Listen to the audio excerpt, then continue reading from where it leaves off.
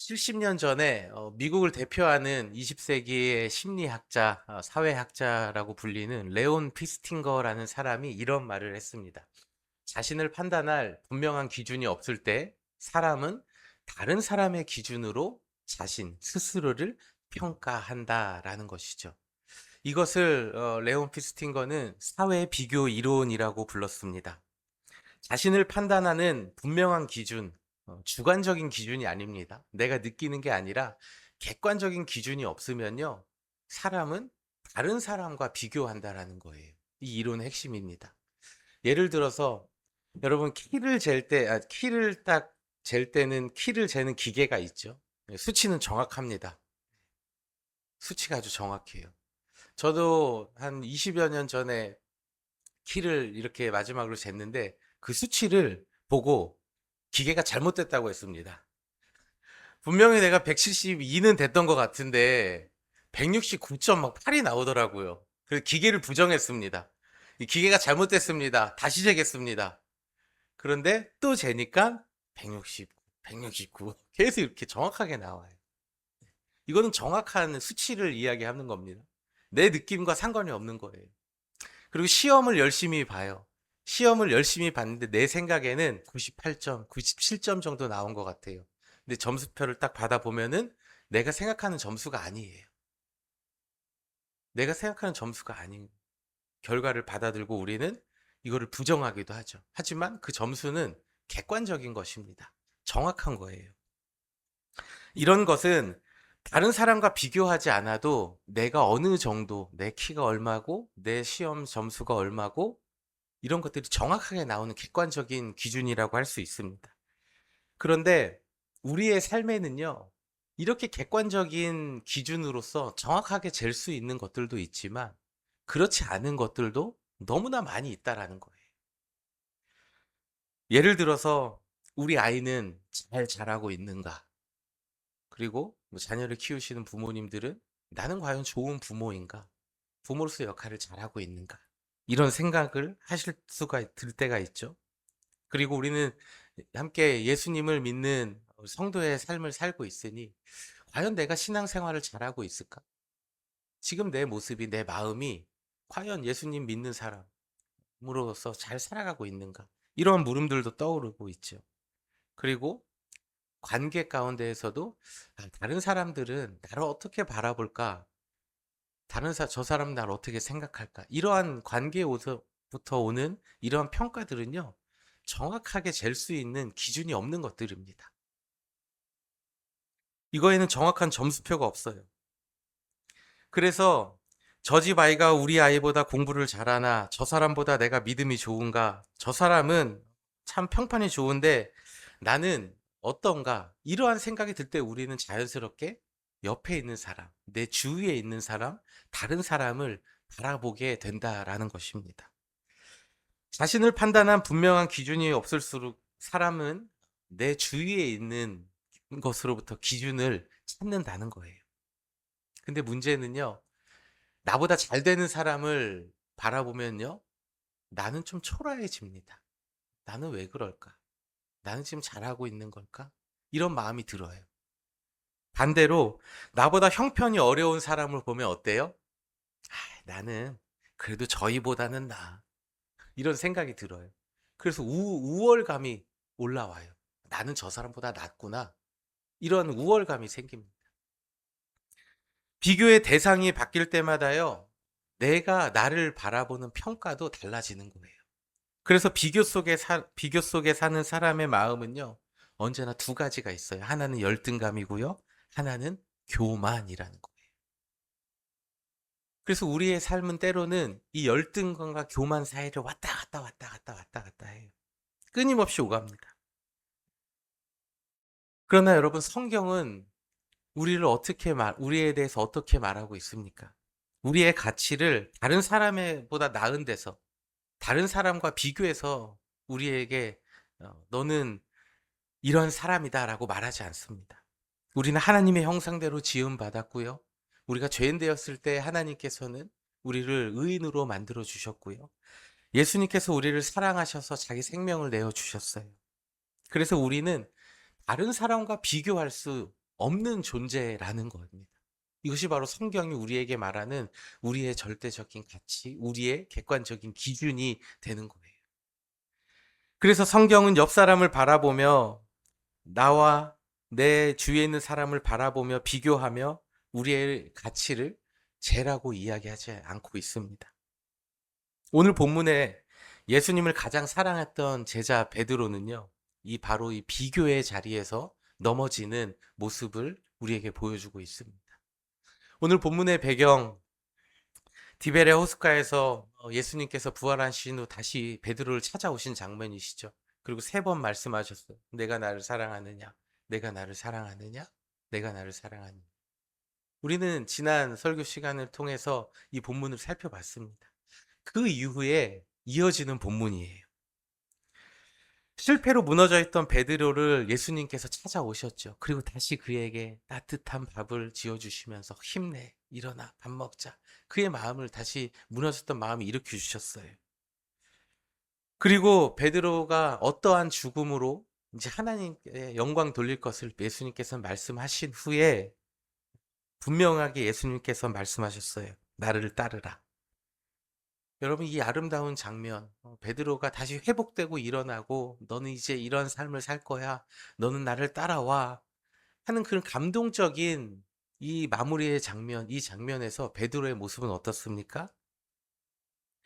본문의 20절을 보니까요. 베드로가 몸을 돌이켜 뒤따라오는 제자를 봅니다.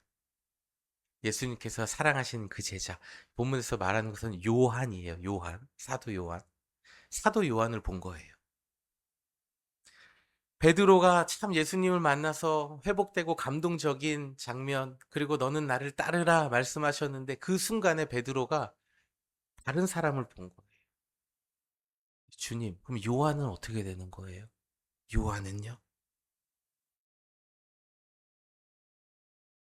주님을 바라보아야 할 그 자리, 참으로 은혜롭고 감동적인 예수님과 다시 독대하는 그 자리에서 베드로는요, 다른 사람과 지금 자신의 모습을 비교하고 있는 것입니다. 내가 집중해야 될 자리, 내 부르심에 집중해야 할 그 자리에서 베드로의 시선은 다른 사람, 다른 사람을 향해 있어요. 그래서요, 비교는 주님에게서 우리의 시선을 빼앗습니다. 내가 주님께 받은 부르심보다 다른 사람이 받은 것, 다른 사람에게 더 관심을 두기 시작할 때 우리는 나를 부르신 주님을 바라보지 못하고요. 다른 사람에게, 다른 것에 시선이 옮겨가요. 저 사람은 나보다 편해 보인다. 저 사람은 나보다 잘 된 것 같다. 저 사람은 어떻게 살아갈까? 이런 것들을 바라보고 생각할 때요. 우리는 발걸음이 그 자리에 멈춥니다. 주님이 나를 따라오라고 말씀하셨는데 그 자리에 멈춰요. 그리고 저 사람은 어떻게 될까? 저 사람은 어떨까? 이렇게 다른 사람을 보면서 아무것도 하지 못하고 그 자리에 멈춰 서 버립니다. 여러분, 베드로가 걱정한 요한은 어떤 사람이었습니까? 물론 베드로가 예수님의 가장 수제자라고 전승의 이야기를 내려오지만 요한은 가장 사랑하는 제자라고 이야기를 해요. 자기보다 못한 사람이 아니었어요. 여러분, 한 가정 안에서도 자녀들 보면은 누가 부모님이 엄마 아빠가 나를 더 사랑해, 이런 것도 애들이 다 느끼거든요. 예수님의 제자들 사이에서도 그걸 못 느꼈겠습니까? 요한은 예수님이 가장 사랑하시던 제자였어요. 그러니까 베드로의 관심은 나를 부르신 그 예수님의 음성에, 그 목적에 있는 것이 아니라 예수님이 가장 사랑했던 저 사람은 어떻게 되는 겁니까? 완전 관심이 쏠려 있는 거예요. 여러분, 이 마음이 오늘을 살아가는 우리의 모습과 굉장히 많이 닮아 있다라는 겁니다. 우리는 나보다 못한 사람과 비교할 때는 무너지지 않아요. 네, 난 저 사람보다 나아. 그러나 이 정도 하니까 괜찮아. 집에서도 괜찮은 아빠고 괜찮은 엄마고 뭐 이 정도면은 괜찮지 않아? 절대 무너지지 않습니다. 그런데 나보다 나아 보이는 사람, 나보다 조금 더 잘나 보이는 사람, 잘 살고 있는 것 같은 사람을 볼 때요, 삶이 무너져요. 마음이 무너져요. 베드로도 그랬습니다. 자기보다 못한 제자가 아니에요. 자기보다 더 예수님의 사랑받은 것 같은 제자 요한을 보니까요. 그 마음이 무너진 거예요. 우리는 다른 사람을 볼 때 이 베드로처럼요. 나의 초라함과 또 상대를 향한 서운함이 올라옵니다. 나는 왜 이것밖에 안 될까?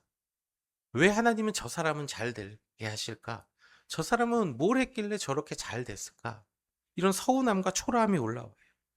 바로 이 모습이 우리의 모든 관계를 병들게 합니다. 축하해야 할 자리에서 축하하지 못하게 하고요. 함께 기뻐해야 할 자리에서 우리의 마음이 상해 있는 것을 경험해요.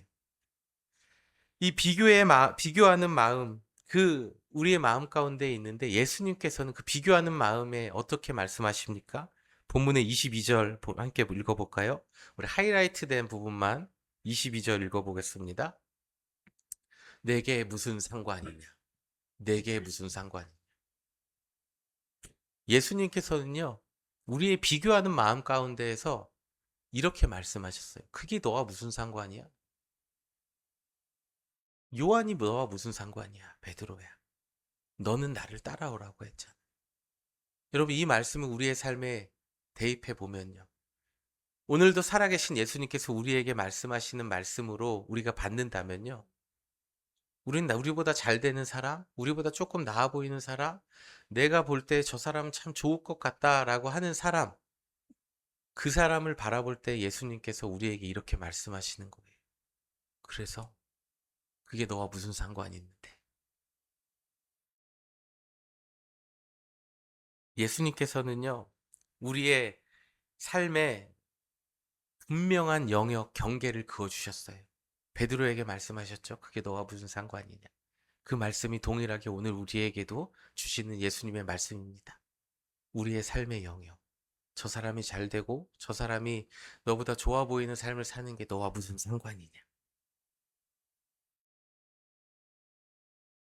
베드로야, 그 사람이 어떻게 되는지 그것은 네 일이 아니다. 그 사람의 길은 내가 그 사람과 함께 걸을 것이다. 너는 너를 향한 나의 부르심만 보아라. 예수님께서 이렇게 말씀하고 계세요. 그리고 다시 한번 처음에 그 부르심을 반복해서 말씀하십니다. 너는 나를 따르라. 우리 예수님께서 이것을 강압적으로 말씀하신 것 같으십니까? 그렇지 않아요. 예수님께서는요, 우리를 책망하지 않으셨어요. 너 왜 다른 사람 봐? 너 그거밖에 안 돼? 내가 지금 너에게 말하고 있잖아. 이렇게 말씀하지 않으셨어요.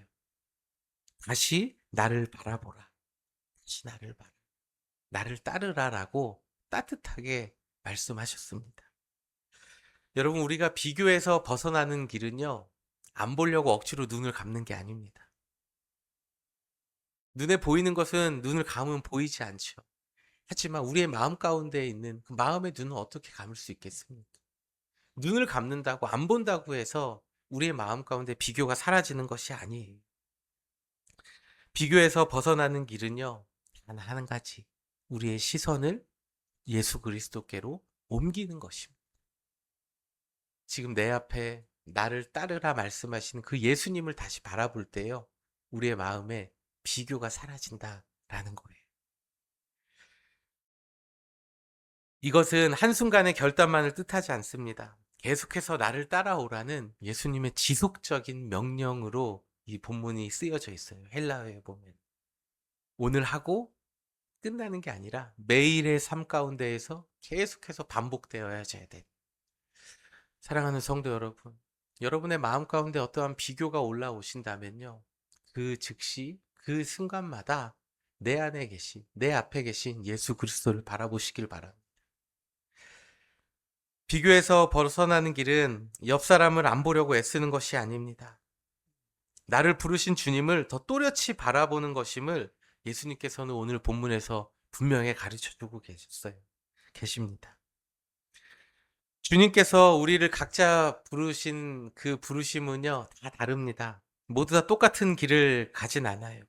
오늘 본문에 등장하는 베드로만 해도요, 베드로는 순교의 길을 주셨습니다. 너는 죽음으로 영광 돌릴 것이다. 순교할 것이다. 얘기했어요.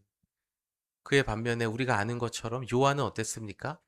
노년의 삶까지 살았어요. 오래 살며 섬기는 길을 주셨습니다. 여러분 어떻게 생각하세요? 여러분 베드로와 같은 삶을 살고 싶으세요? 아니면 요한과 같은 삶을 살고 싶으세요? 자, 베드로, 난 요한. 여러분 이렇게 비교하지 말자는 거예요. 비교하지 말자라는. 우리의 마음 가운데 우리의 눈에는요. 어쩔 때는 믿음이 좋을 때는 막 순교하고 막 죽으면 죽으리라 하고 싶은 마음도 있어요. 그런데 또 어떨 때는요. 그냥 가늘게 길게 살면서 비바람 없이 평안하게 살고 싶은 마음도 있습니다. 그럼 무엇이 좋은 길입니까? 순교하는 게 좋은 길입니까? 아니면 오래 사는 길, 살며 섬기는 길이 좋은 것입니까? 우리의 생각은요, 늘 판단하고 비교합니다. 이것이 낫다, 저것이 낫다. 그런데 이거는요, 우리의 생각일 뿐이라는 거예요. 우리는 이런 모습조차도 비교하고 살아간다는 거예요. 우리의 각 사람을 향한 주님의 부르심은 다 다르다는 겁니다. 에베소서 4장에 보면 그런 말씀이 있죠. 어떤 사람은 사도로, 선지자로, 목사로, 가르치는 자로, 복음 전도자로 다 우리의 부르심이 다 다르다고 성경은 얘기하고 있어요. 근데 우리는요, 다 내가 보기 좋은 길만 가고 싶어 하는 그 마음이 있어요. 하나님께서 우리를 다 각자 다른 부르심을 부르신 목적은 무엇입니까? 에베소서 4장의 마지막에 그 말씀이 나와요. 그리스도의 몸을 세우려 하심이라. 그리스도의 몸을 세우려 하심. 우리가 가정 안에서 또 교회라는 공동체 안에서 우리가 있는 일터 안에서 우리가 각자 모두가 다 다른 것은요. 그 안에서 하나님의 나라, 하나님의 공동체를 세워가는데 각자의 맡은 부분이 있기 때문에 우리는 다 다른 삶을 살 수밖에 없다라는 겁니다. 여러분 이것을 여러분 빨리 인정하시기를 바랍니다. 아, 나는 다르구나. 하나님이 나에게 주신 목적, 하나님이 나를 이곳에 보내신 것은 다른 사람과 다르고 분명한 목적이 있구나. 이것을 빨리 깨닫고 발견하는 사람이 이 땅에서 평안하고 행복한 삶을 살아갈 수 있는 것입니다. 그렇지 않으면 우리는 끊임없이 비교하기 때문이에요. 여러분, 비교는요, 서열을 세웁니다. 줄을 세워요. 1, 2, 3, 4, 5, 6, 7, 8, 9, 10 다 줄을 세웁니다. 그러나 복음은요, 우리를 사명을 받아들이게 해요. 우리를 사명자로 만들어요. 로마서 12장 6절, 12장 6절부터 우리 8절 말씀 함께 우리 하이라이트 된 부분만 읽어볼까요? 시작. 주신 은혜대로 섬기는 일, 가르치는 일, 위로하는 일.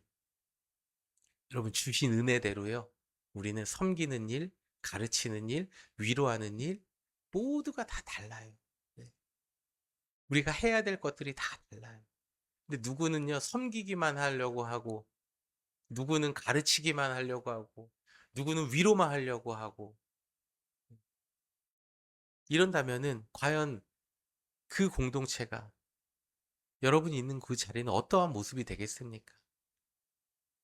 섬기는 일, 가르치는 일, 위로하는 일, 다 힘든 일이에요. 근데 어쩔 때는 섬기는 일이 쉬워 보이고, 어쩔 때는 가르치는 것도 쉬워 보이고, 어쩔 때는 위로하는 것도 쉬워 보이고, 우린 다 이렇게 비교하고 판단하고 살아가요. 베드로에게는 베드로가 걸어가야 할 길이 있었고 요한이 걸어가야 할 길이 있었습니다. 베드로가 요한을 보면서요, 저 사람은요, 이렇게 평가할 이유가 전혀 없었다는 거예요. 그런데 우리는 어떻습니까? 자꾸만 누가 더 성공했는가, 누가 더 편하게 사는가, 누가 더 사랑받는가, 누가 더 열심히 하는가를 비교하고 살아가요. 그래서 누군가가 주위에서 돈을 많이 벌었다. 누군가가 좋은 차를 샀다. 잘 돼서 뭐 집을 바꿨다. 뭐 소득이 얼마네. 이런 것들에 너무나 우리는 관심이 많다라는 거죠. 그리고 그거를 곧 나의 실패로 받아들여요. 아무리 열심히 나와서 기도하지만 오늘 당장 먹을 것이 없고 내 인컴이 어느 정도고 내가 사는 수준이 낮으면요. 비교하는 즉시 그 기도는 원망의 기도가 나와요. 하나님, 저는 언제까지 참아야 합니까? 하나님 저에게도 좀 주세요. 이런 기도밖에 나오지 않습니다. 여러분 자녀 문제 보면은 더 예민한 것 같아. 다른 집의 자녀들 보면은 잘 됐어요. 좋은 대학에 진학했어요. 좋은 성적 받았어요. 이번에 좋은 성적을 거뒀어요. 그런 거 보면서 하나님 우리 애 바라보면서 아 얘는 왜 이럴까? 공부머리는 엄마라고 하는데 이게 넌 엄마야 막 이러고 있고 우리 자녀를 향한 비교로 이어지잖아요. 우리 아이가 뭘 저렇게 잘못했을까? 내가 잘못 키웠을까? 부모에 대한 자책으로도 이어집니다. 우리 아이도 저만큼 잘 되어져야 하는데 이런 생각들이 우리의 마음에 가득 비교로 채워지면요. 주위에 좋은 일들 축하해야 될 자리에서 축하하지 못해요. 오히려 그 자리에서 나의 부족함과 우리 자녀의 부족함만 바라보면서 실패라고 생각을 합니다. 여러분, 이 모든 일들이 무엇입니까? 다른 사람과 비교함으로 인해서 나의 가치까지 결정하는 일이.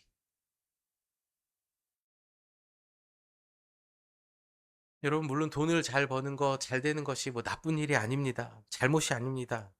자녀가 공부를 잘하고 좋은 기회를 걷는 것도 참 감사한 일이죠. 그런데 문제는 뭡니까? 그 모든 것들을 나와 비교해서 나는 더 사랑받지 않고 있구나. 내가 뭔가 잘못했구나. 내가 기도를 잘 안 해서 그렇구나.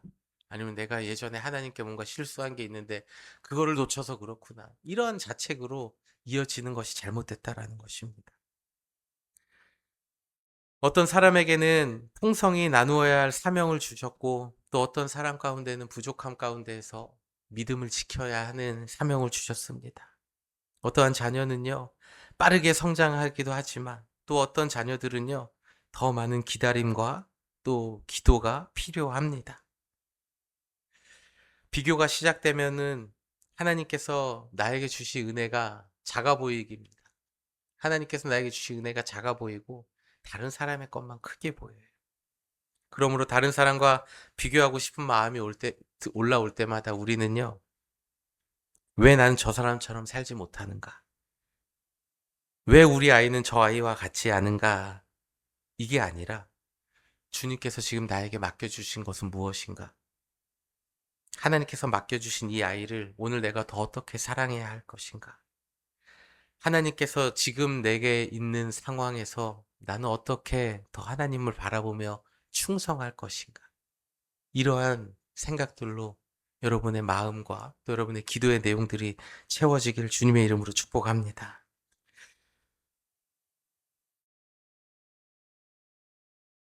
우리는 말씀을 알지만 또 말씀을 살아내는 것은 참 힘든 일인 것 같아요. 비교하지 말고 오직 주님을 바라보아야 한다는 것은 알지만 우리의 삶에서 어쩌면 다시 예배당을 나아가는 순간 다시 어떠한 비교들이 시작될 수도 있습니다. 목회자인 저도 참 이런 부분에서 자유할 수가 없어요. 이번 그 휴양의 시간을 보내면서 어느 목사님과 교제를 했습니다. 제가 원래는 휴양을 할 때는 아무런 만남도 안 하고 그냥 자연 속에서 그냥 푹 쉬었는데 이번에는 좀 다른 게 한 목사님을 만나서 교제를 했어요. 그 목사님을 만나서 교제하면서 돌아왔는데 제 마음이 뭔가 정리되지 않은 부분들이 있더라고요. 근데 그 마음들을 하나하나 세어려 보니까 제가 그 대화 가운데에서 비교하고 있었다는 것을 발견했어요. 아, 나는 이 목사님보다 이게 낫구나. 아, 이 목사님은 이거는 잘하는구나. 아, 사역을 이렇게 하셨구나. 아, 이건 내가 좀 더 잘하지. 아, 이건 내가 잘하고 있는 거구나. 아, 이분은 보다 이건 내가 못했구나. 끊임없이 비교했었던 제 모습을 발견했습니다. 이거 발견하기가 참 쉽지 않거든요.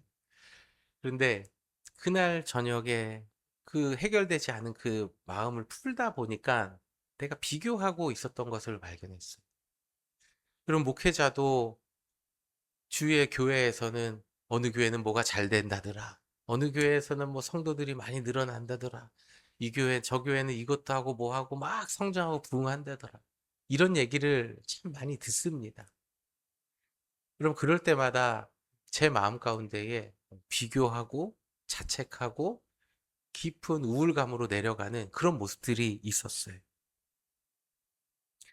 지금 나는 잘하고 있는 건가? 저분은 저렇게 열심히 하는 것 같은데 나는 뭐가 문제일까? 이런 마음들이 제 안에 차곡차곡 쌓이다 보니까요. 어떤 때는 주일날에 말씀 전하는 것도 쉽지가 않았고, 어떨 때는 참 말씀을 준비하는 것조차도 쉽지 않았던 때가 너무나 많이 있었습니다. 분명히 같은 주님을 섬겨요. 뭐 감리교, 침례교, 뭐 다 성결교 다 있지만 예수님 한 분이시잖아요. 네, 교단은 다르지만 한 분이신 주님을 섬긴다고 말씀을 전한다고 하는데 왜 다른 사람, 다른 것을 바라볼까? 네. 목회자인 저도 그런 마음, 비교가 있는데 하물며 이 땅을 살아가고 또 가정 안에서 또 일터에서 정말 치열한 삶의 현장을 살아가신 여러분들에게는 왜 이런 고민이 없겠습니까? 그러나 사랑하는 성도 여러분, 오늘 말씀을 통해서 우리가 기억해야 할 것은 우리 주님은 우리를 비교하지 않으신다는 거예요. 너 왜 이거밖에 못하냐? 너 지금 잘 살고 있니? 왜 나에게 충성하지 못하니? 우리 주님 책망하지 않으시고 오늘도 여러분 앞에서 베드로에게 주셨던 말씀과 같이 나를 따라오라 라고 말씀하고 계세요.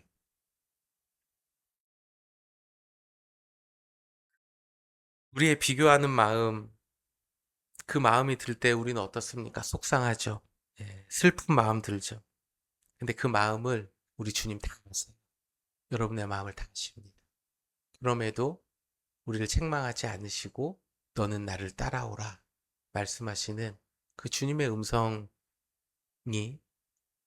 오늘 나에게 주신 말씀이라 여러분 믿으시고 마음으로 받으시고 나를 따라오라 말씀하시는 그 주님과 동행하며 살아가는 우리 모두가 되어지길 주님의 이름으로 축복합니다. 우리 모두 자리에서 함께 일어나셔서 마지막 찬양 주만 바라볼지라 함께 하나님 앞에 찬양 올려드리도록 하겠습니다.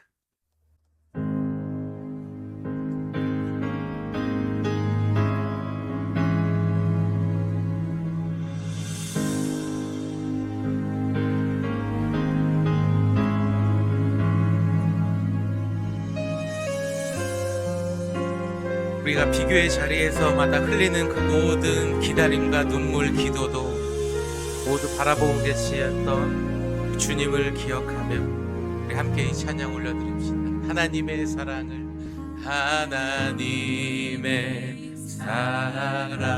사모하는 자 하나님의 평안을 바라보는 자 너의 모든 것 창조하신 우리 주님이 너를 얼마나 사랑하시는지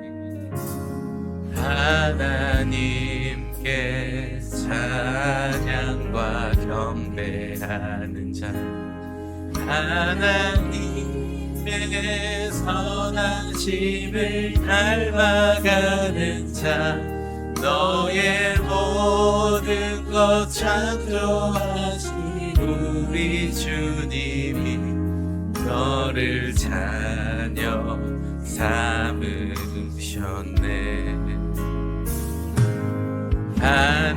하나님 사랑에는 나를 어느 때나 바라보시고 하나님 인자한 길 언제나 나에게 기울이시니 어두운 밝은 빛을 비춰주시고 나의 작은 시름에도 응답하시니 나는 어느 곳에 있든지 주를 바라고 주만 바라볼지라. 우리 한 번 더 찬양을 주님 앞에 고백합니다.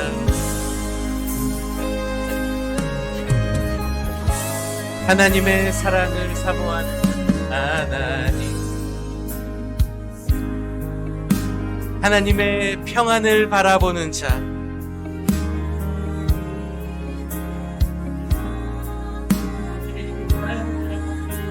너의 모든 것 창조하신 그 주님이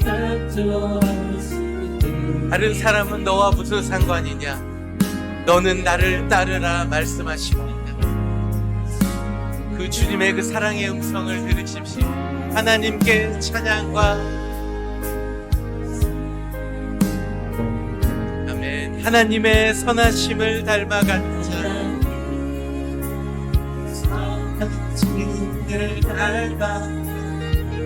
나의 모든 것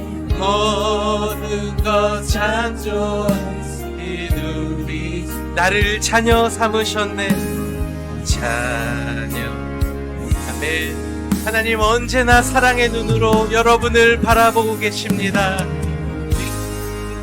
사랑 나를 어느 때나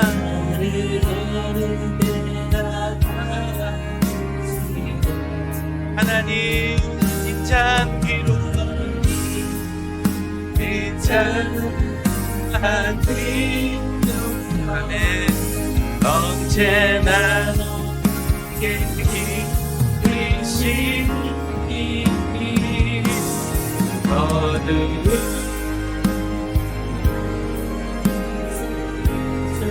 나의 작은 신음에도 응답하시니 신음에도 응답하시니 나는 없는 곳에 지주야 주만 바라봅니다. 바라봅니다. 하나님 사랑의 눈으로 하나님. 여러분이 찬양의 가사를 나를 어느 때나 바라보시는 주님이 계심을 기억하십시오.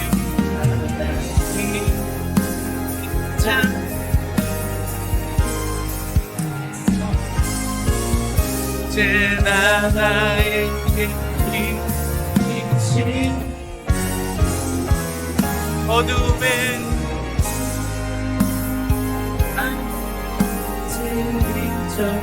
아멘. 주님 감사합니다.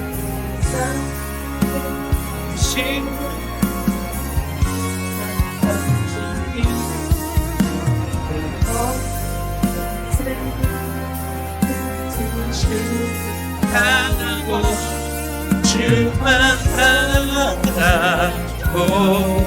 우리 오늘 주신 말씀을 가지고 시간 하나님 앞에 함께 같이 기도합시다. 사랑에 많으신 하나님, 오늘 말씀을 통하여서 나에게 말씀하여 주심을 감사를 드립니다. 하나님, 우리는 너무나 자주 너무나 많은 오랜 시간 동안 다른 사람과 우리의 모습을 비교하며 평가하며 살아갔습니다.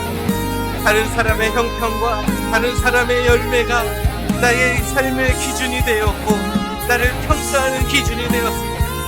하나님, 그 비교하는 마음의 자리에서 우리는 늘 깊은 슬픔과 절망과 우울감을 경험하였습니다. 아버지 하나님, 하지만 하나님께서는 나를 다른 사람과 비교하지 않으시고 나를 사랑하는 그 자체로 나를 구원해 주시고 나를 건져주시고 나를 위해 생명을 주신 주님이 있음을 다시 한번 바라봅니다. 그 주님께서 너는 나를 따라라, 너는 나를 따라오라 말씀하시는 그 주님의 음성을 듣고 나아가는 저희들 되게 하여 주시옵소서. 주님, 다른 사람에게 주신 은혜가 우리의 눈에 너무 크게 들어올 때가 있습니다. 하나님, 다른 사람은 적었습니다. 저 사람은 적었습니다. 저 사람이 작은 것을 보면서 내 마음을 모아놓고 있었고, 또 다른 사람이 안 되는 것을 보면서 내 마음이 스스로 높아지고 교만할 때도 있었습니다.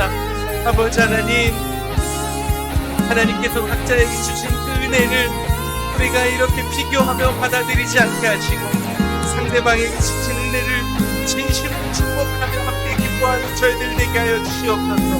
그리하여 우리 자녀와 배우자와 주변에 있는 사람들은 다른 사람과 비교하지 않고 하나님께서 맡기신 모습 그대로 살아가는 저희들 되게 하여 주시옵소서.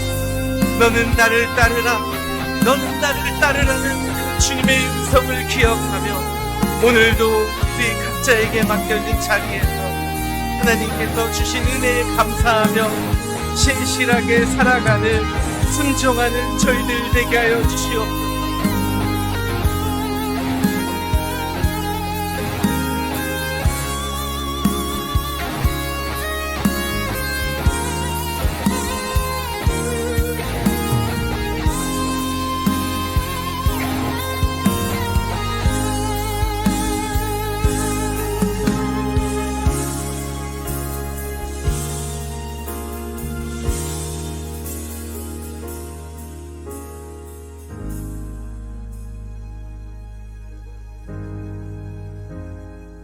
은혜로우신 하나님, 오늘 말씀을 통하여서 옆으로 향해 있는 우리의 시선, 우리의 마음을 보게 하심을 감사를 드립니다. 하나님, 우린 너무나 자주 또 오랫동안 우리의 마음 가운데 다른 사람의 성공을 바라보며 우리 스스로의 모습을 초라하게 여겼고, 때로는 다른 사람의 어려움과 부족함을 바라보며 우리 스스로를 높였습니다. 끊임없이 이 땅을 비교하며 살아가는 이 죄인의 저희의 모습을 주님 어찌합니까? 주님을 따른다고 하지만 끊임없이 마음속에 비교가 차오르는 저희의 연약함을 주님 어찌합니까? 성령님, 우리의 마음을 붙들어 주시옵소서. 죄인된 모습으로 어찌할 수 없는 이 죄인된 모습을 성령님 우리를 불쌍히 여겨주시사 우리의 모습이 다른 사람에 의해서 평가되고 다른 사람에 의해서 우리의 마음이 왔다 갔다 하며 살아가지 않도록 주님 저희를 붙들어 주시옵소서. 비교하느라 주님께서 이미 우리에게 주시는 은혜를 잊었던 것을 용서하여 주시옵소서. 주님이 우리에게 주신 그 모든 은혜를 헤아려 보며 그 주신 은혜에 감사하며 살아가는 저희들 되게 하여 주시옵소서. 우리가 죄인이었을 때에 우리를 사랑하셔서 자신의 생명을 내어주신 그 복음이신 예수님을 바라보게 하시고 예수 그리스도 안에서 사랑받는 하나님의 자녀라는 사실을 기억하며 나에게 각자에게 맡겨진 길을 충성스럽게 걸어가는 저희들 되게 하여 주시옵소서. 열매가 더디게 보일 때에도 손에 쥐어진 것이 아무것도 없는 것처럼 느껴질 때에도 낙심하지 않게 하시고 아무도 알아주지 않는 자리에서 드리는 그 작은 섬김과 순종까지 주님께서 보고 계심을 기억하며 너는 나를 따르라, 너는 나를 따르라는 주님의 말씀을 기억하며 날마다 각자에게 맡겨진 길을 끝까지 신실하게 걸어가는 저희들 되게 하여 주시옵소서. 이제는 우리 주 예수 그리스도의 은혜와 하나님 아버지의 측량할 수 없는 사랑과 성령님의 감화 감동 교통 역사 인도하심이 너는 나를 따르라, 너는 나를 따르라 말씀하시는 그 주님만 바라보며 있는 자리에서 끝까지 믿음으로 이 땅의 삶을 살아가길 다짐하는 이 자리에 머리 숙인 모든 성도들 한 사람 한 사람 머리 위에 이제로부터 영원토록 함께 하시기를 간절히 축원하옵나이다. 아멘.